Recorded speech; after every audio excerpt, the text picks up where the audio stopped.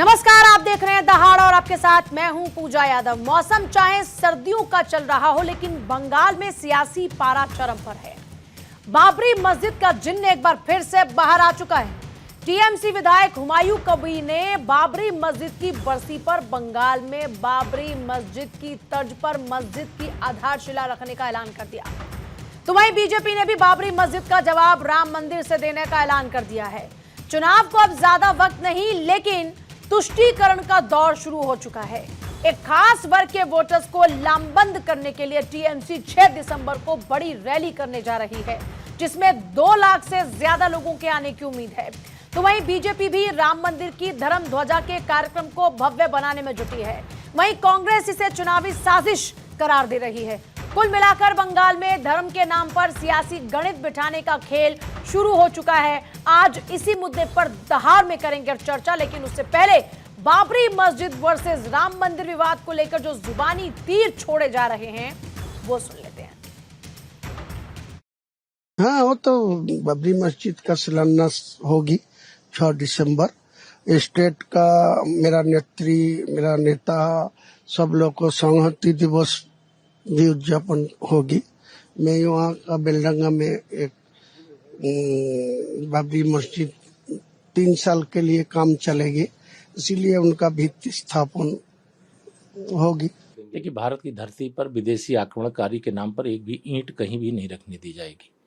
और जो इस प्रकार की बात कर रहे हैं, घुसपैठियों के सब संरक्षक हैं और घुसपैठियों के खिलाफ पूरे देश में अभियान चल रहा है कि एक भी घुसपैठी भारत में नहीं रहने दिया जाएगा और उनको चुन चुन करके, उनको खोज करके भारत के बाहर निकाला जाएगा। ये कल देश के माननीय गृह मंत्री श्री अमित शाह जी ने ऐलान भी कर दिया है और पूरा देश इसके लिए तैयार भी है।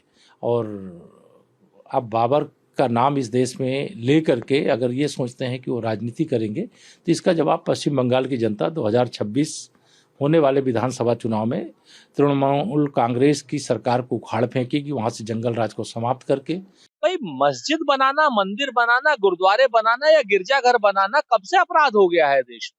सच बात यह है कि हिंदुस्तान का संविधान आजादी देता है सबको अपने अपने पूजा स्थल बनाने की, तो उनके पूजा स्थल जिसके बनाने वो अपना बनाए। देखिए, तृणमूल कांग्रेस के विधायक हुमायूं कबीर जो विवादित बयान देकर के सुर्खियों में रहना चाहता है, सर्वोच्च न्यायालय के फैसले का अवमानना करना, यह संवैधानिक और संविधान का विरोध करना है। ऐसे विचारधारा के लोगों को ऊपर जो है सर्वोच्च न्यायालय के फैसले की अवमानना का जो है मुकदमा पंजीकृत करके जेल भेजना चाहिए।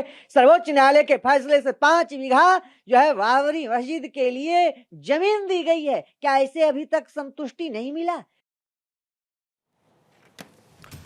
तो आज की दहाड़ शुरू करने से पहले उन सवालों का रुख कर लेते हैं जिनके इर्द गिर्द ये चर्चा रहने वाली है।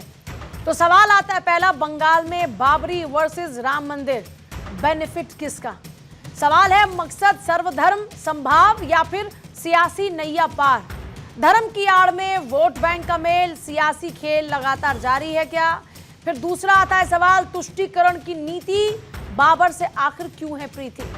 ममता का बड़ा दांव, बंगाल में सियासी बवाल। ये तमाम ऐसे सवाल लगातार बने हुए हैं जिन पर आज चर्चा होने वाली है। कई अहम सवाल इसलिए उठ रहे हैं क्योंकि देश में एक तरफ जहां विकास की बात होनी चाहिए, लोगों को रोजगार की बात होनी चाहिए, उस बीच ये हिंदू मुस्लिम फिर से मंदिर मस्जिद पर बात जाकर क्यों टिक चुकी है? क्या पश्चिम बंगाल में सियासत पे कब्जा करने के लिए बड़ा जरूरी है तुष्टीकरण वाली नीति?